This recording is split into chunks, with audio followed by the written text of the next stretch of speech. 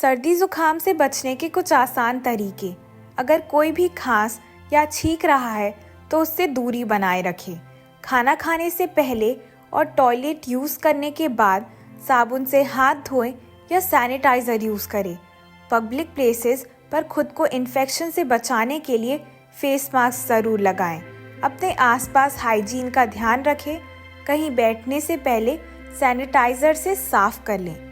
बार बार अपने मुंह पर हाथ ना लगाएं। ठंड से बचने के लिए अच्छे से गर्म कपड़े पहनें।